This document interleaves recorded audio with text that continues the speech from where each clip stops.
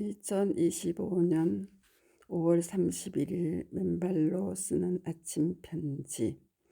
전자가 황산화재로 작용할 수 있는가 리뷰 및 해설 가로 7 가로. 좋은 아침입니다. 지난 6회의 아침 편지에 이어 오늘은 표제의 논문 7번째 마지막 편으로 몸속에서 자유전자의 전도와 결론 부분을 번역하여 동논문의 번역을 마무리하도록 하겠습니다. 몸속에서의 자유전자의 전도.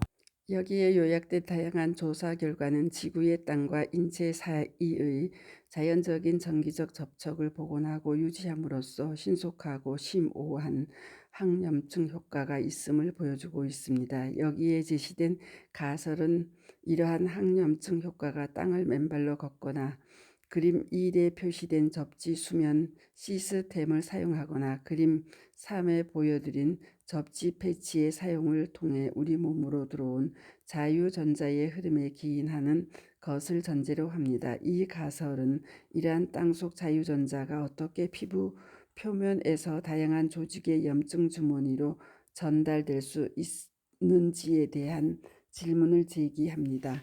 피부 표면과 내부 조직 및 기관 사이의 전기 전도 경로는 심전도 및 뇌파와 같은 다양한 진단 도구에 활용됩니다. 이 기술은 피부 표면의 전극을 사용하여 심장과 뇌에서 각각 생성된 전기장을 감지하기도 합니다. 분명히 내부 장기에서 피부 표면으로 전기 전도의 경로가 있다면 회로는 피부에서 장기로 반대 방향으로 작동합니다. 피부에서 신체 내부로의 전도는 미세 전류 및 주파수별 미세 전류를 사용한 다양한 치료법의 성공으로 입증되었습니다. 침술과 전기침에 대한 광범위한 연구에서도 추가적인 증거가 나왔습니다.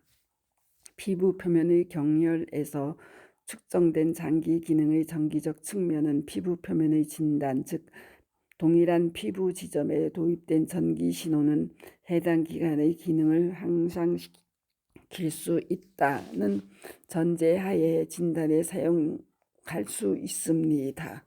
일반적으로 용해된 전해질은 살아있는 생체 시스템의 전하 운반 도구로 알려져 있습니다. 또한 몸은 용량 전도체로서 피부는 전해질과 단백질의 균질한 용액임을 가정합니다. 그러나 용량 전도체의 가정은 생체의학의 일부 중요한 영역인 해부학, 조직학, 세포 생물학 및 세포막 생물학을 무시합니다. 또한 더 나아가 접지의 물리학은 땅속 전자가 염증 부위로 이온의 유동을 초래한다는 주장이 거의 불가능함을 말해줍니다.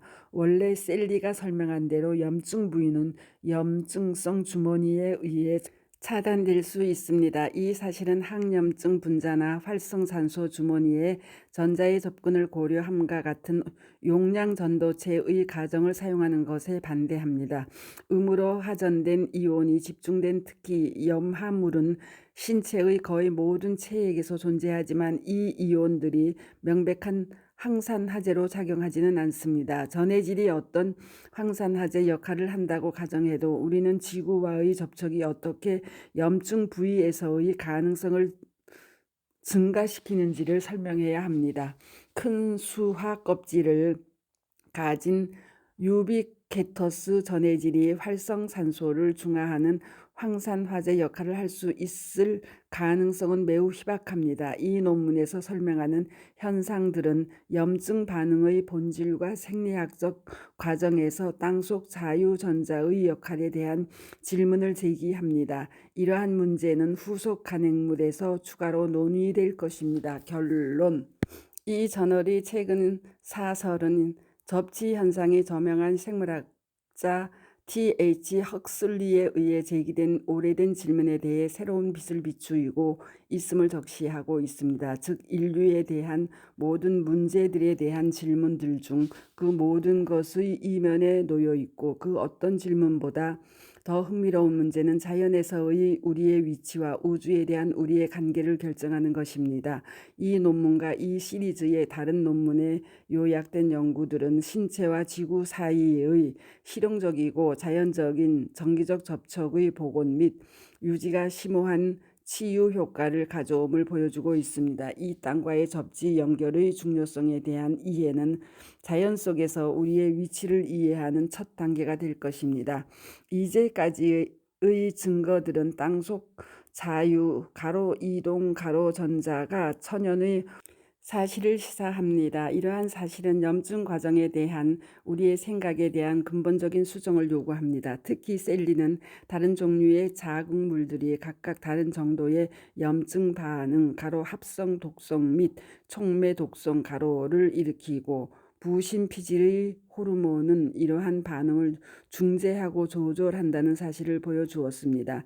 여기에 설명된 접지의 효과는 지구와의 전도성 접촉 정도에 따른 또 다른 염증 방정식의 변수를 제시합니다. 다르게 말하면 지구와의 직접적인 접촉의 상실은 전자결핍이라는 적응 스트레스의 원인을 제공함으로써 염증 반응의 해결을 늦추고 면역 체계를 손상시키게 됩니다. 갈리와 테플리치의 연구에 따르면 지구와의 접촉은 코르티솔 리듬에도 영향을 줄 수 있다는 사실을 보여줍니다. 여기에 요약된 결과는 땅과의 접촉이 우리 몸속의 이동, 자유전자를 제공한다는 또 다른 사실을 보여줍니다. 이것은 신체에 전기를 도입하거나 전자가 신체 내에서 움직이게 할 수 있는 광범위한 치료 양식에 대한 중요성을 시사합니다. 접지를 이용한 다양한 에너지 의학의 처치뿐만 아니라 많은 몸이나 에너지 및 운동요법의 이점은 부분적으로 자유전자가 염증성 포켓으로 침투하여 다양한 만성질환을 초래하는 활성산소를 중화할 수 있는 능력 때문일 수 있습니다. 코멘트. 이 논문은 접지 이론이 2010년 어싱 땅과의 접촉이 치유한다는 책에 의해 발표되기 전인 2007년에 발표된 동이론의 잉태 초기에 발표되었기 때문에 아직 임상실험 등이 제대로 이루어지지 않은 상태에서 에너지 의학자 제임스 오시만 박사에 의해 발표되었습니다. 따라서 이미 우리가 알고 있고 누차 강조해 온 땅속 자유전자의 황산화 효과에 대한 입증이나 증거들이 확립되지 않은 상태에서 쓰여진 글이라 그 가능성을 제시하는 정도여서 접지의 황산화 효과를 믿고 확신하고 있는 우리들에게는 조금은 싱거운 논문일 수 있습니다. 하지만 그 근거를 정확하게 제시하면서 염증이 생기는 원인과 해법이 땅속 자유전자의 황산화 효과일 수 있음을 잘 제시하고 있다 믿어집니다. 특히 지금 제가 맨발 걷기는 천지인의 섭리를 따르는 일이다고 말씀드린과 같은 취지를 동논문은 신체와 지구 사이의 실용적이고 자연적인 전기적 접촉의 복원 및 유지가 심오한 치유 효과를 가져옴을 보여주고 있습니다. 이 땅과의 접지 연결의 중요성에 대한 이해는 자연 속에서 우리의 위치를 이해하는 첫 단계로 될 것입니다. 고 서술하고 있음도 참으로 시사적입니다.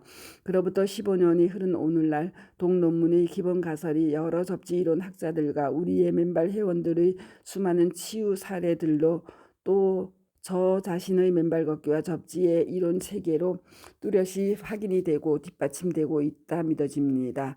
이에 아래에 참고하실 수 있도록 제가 유튜브에 올린 박동창의 맨발 강의 6. 맨발 걷기의 이론 체계 2. 접지 어싱 이론 1 황산화 효과를 올려드리니 다시 한번 정치해 보시기 바랍니다.